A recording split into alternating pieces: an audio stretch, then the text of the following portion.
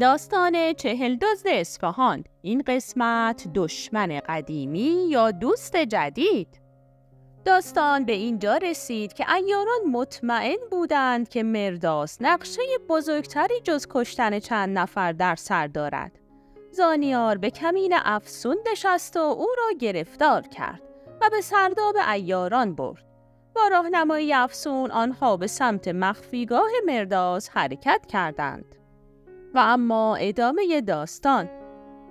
هنگامی که افسون به هوش آمد، زانیار با وجود آنکه به او اعتماد نداشت، اما بنابر توصیه بابا مسرور افسار اسب را به او داد و خودش پیاده در کنار او به راه افتاد. این آزمونی بود برای افسون تا مطمئن شوند قصد همکاری دارد. افسون افسار را گرفت و بدون آنکه سخنی بین آنها رد و بدل شود، به آرامی به سمت طباخی قدیمی منصور به راه افتادند. هنگامی که وارد طباخی شدند، هنوز ساعت شلوغی ناهار فرا نرسیده بود. در گوشه و کنار چند نفری نشسته بودند و چاشت دیر هنگام خودشان را می‌خوردند. زانیار قبلا نیز با افسون چند باری به آن طباخی آمده بود. او 2 نفر از همکاران قدیمی افسون را شناخت که در گوشه‌ای نشسته بودند. برای همین طبق رسم قدیمی کمی پشت سر افسون حرکت کرد تا اینجور وانمود کند که دوباره زیر دست او کار می کند. دوستان افسون که از دیدن دوباره زانیار در کنار افسون تعجب کرده بودند، با سر سلامی به آنها دادند. افسون پاسخ آنها را داد و خود به گوشه‌ای خلوت رفت و بر روی تختی نشست.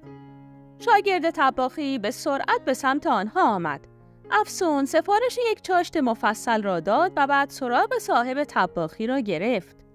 شاگرد به سرعت رفت و با سینی پر برگشت.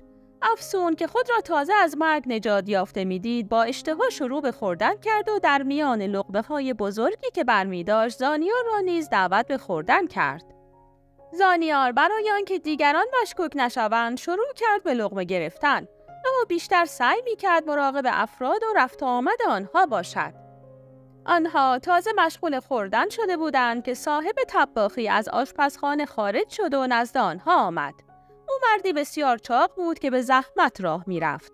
صورتش پر از جای سوختگی بود و کلاه کثیفی بر سر گذاشته بود. با افسون به گرمی سلام و احوالی کرد. افسون از او سراغ گرگین را گرفت. مرد با احتیاط گفت که مدتی است گرگین را ندیده است. افسون قیافه ناراحت به خود گرفت و به حالت افسوس سری تکان داد و گفت خیلی بد شد. اینجا آخرین جایی بود که امیدوار بودم او را پیدا کنم. خبر خیلی مهمی برایش داشتم. مسئله مرگ و زندگی دوستان جدیدش است. ای کاش می توانستم او را فوری پیدا کنم. جان آنها در خطر است. این کیسه را بگیر و به هر کس که بتواند او را تا قبل از غروب پیدا کند بده. برای یابنده کیسه دیگر هم خواهم داشت. و با این حرف کیسه پول در آورد و به طباخ داد. طباخ با دودلی این پاوان پا کرد. مشخص بود که چیزی می‌داند. اما افسون بدون توجه دوباره شروع به لقمه گرفتن کرد. طباخ بالاخره طاقت نیاورد و گفت کدام دوستان گرگین را میگویی؟ افسون اشاره به زانیار کرد و زانیار فوری نشانه‌های مرداس و ارسلان را به طباخ داد. طباخ وقتی نشانه‌ها را گرفت، خوشحال سری تکان داد و به سمت آشپزخانه رفت. دوست عزیز، ممنونم که ویدیو رو لایک می‌کنی. افسون که مراقب حرکت‌های او بود به زانیار گفت مطمئن هستم که از آن 2 خبر دارد. ممکن است در خانه توبه باشند. اگر آنها تو را می‌شناسند به گونه‌ای بنشین که صورتت را نبینند. زانیار با تردید در کنار سفره دراز کشید و با دستارش صورت خود را پوشاند. فقط گوشه چشمش را باز گذاشت تا بتواند مراقب باشد. در همان حال پرسید خانه توبه کجاست؟ افسون در جوابش گفت خانه‌ای مخفی است که پشت همین آشپزخانه قرار دارد. تنها راه ورود به آنجا از چاه آب طباخی است. منصور دزدانی که می‌خواستند توبه کنند را در آنجا مخفی می‌کرد و تا زمانی که توبه نامه آنها مورد قبول واقع می‌شد زیر نظر می‌گرفت. بعد در سکوت دوباره مشغول خوردن شد. در همان حال زانیار متوجه صورت جوان و زیبای ارسلان شد که از پشت درگاه آشپزخانه سرک می‌کشید. بدون آنکه حرکتی کند به افسون اخطار داد. افسون در حالی که هنوز داشت لقمه می‌گرفت و می‌خورد گفت: من سلاح می‌خواهم، خنجرت را به من بده. دوست ندارم با دست خالی با کسی مواجه شوم که یاور را کشته. امیدوارم دوستانت نزدیک باشند و به کمکمان بیایند، وگرنه ممکن است به بد دردسری بیفتیم. زانیار به آرامی خنجرش را از کمرش باز کرد و بین خودش و افسون گذاشت.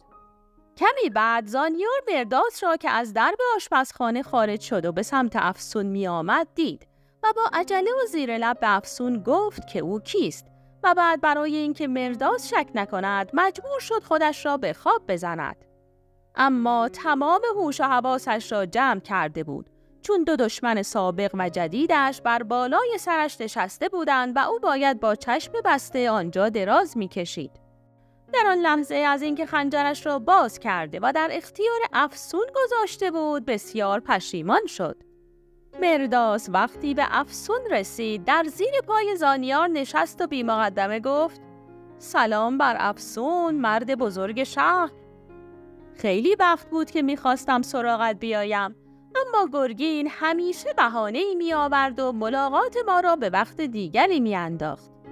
افسون با دهانی پر از لقمه که زانیار به وضوح بخت زدگی را در آن میشنید گفت: تو من را میشناسی؟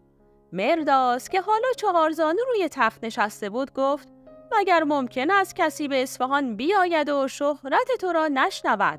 اما من شهرت تو و برادرت ارغون را از دربار سلطان عثمانی شنیدم. در آنجا همه از شما دو نفر که یک تنه در مقابل شاهان صفوی ایستاده اید به شجاعت یاد می کنند. سلطان هم که می دانست من قبلا شما را ملاقات کردم به من مأموریت داده بود که اگر شما را در ایران یافتم به عثمانی ببرم تا خود سلطان شما را مورد تفقد قرار بدهد.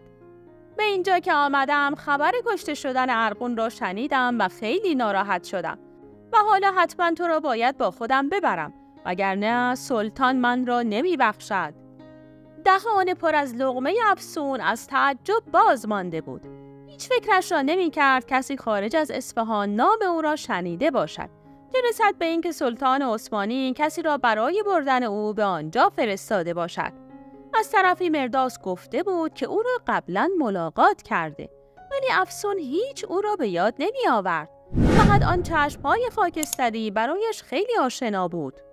زانیار در بد وضعی قرار گرفته بود. از ترس مو بر بدنش راست شده بود. جرأت نمی کرد چشم باز کند و این در حالی بود که کمتر از هر وقت دیگری به افسون اعتماد داشت.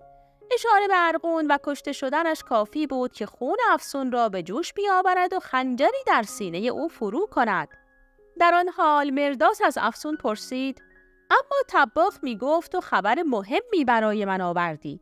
افسون به زحمت لقمه خود را قورت داد و گفت: بله، من از دوستی شنیدم که می گفت از الله وردی خان شنیده که امشب می خواهند به مخفیگاه شما حمله کنند. افسون لحظه‌ای مکث کرد و نگاهی به زانیار که خودش را به خواب زده بود کرد و با سردرگمی گفت: فکر کنم شما باید فوری مخفیگاهتان را تغییر بدهید. مرداس متوجه نگاه سردرگم افسون به زانیار شد. آرام دستش را در کنار خنجری که پر شالش بود گذاشت و در آن حال گفت: پیشنهاد خوبی است اگر... بعد در حالی که به سرعت دستار را از روی زانیار می‌کشید افزود: من بدانم زیر این دستار کیست؟ مرداس به محض اینکه چهره زانیار را دید معطل نکرد و خنجر خودش که الماسی در میانه تیغ آن کار شده بود را بیرون کشید و آن را بالا برد که بر سینه زانیار بزند و در همان حال گفت: بچه فضول، به تو گفته بودم که در کار من دخالت نکن. زانیار فقط فرصت کرد دستهای بیدفاعش را جلوی سینه اش بگیرد، اما ناگهان افسون چون شیر قران خیز برداشت. خنجر زانیار را به دست گرفت و همانطور که در غلاف بود مقابل خنجر مرداس گرفت و گفت: ای حرامزاده، خوب پیدایت کردم. از خدا میخواستم یک بار دیگر با تو روبرو شوم. زانیار که تا لحظه قبل فکر می‌کرد در آنجا کشته می‌شود، حالا دو دشمنش را می‌دید که بالای سر او نشسته بودند و در حال رد و بدل کردن ضربات خنجر هستند. دوست عزیز، ممنون که تا انتهای داستان با من همراه بودی. سابسکرایب کردن کانال ما خیلی وقت شما رو نمیگیره، اما به ما کلی انرژی میده.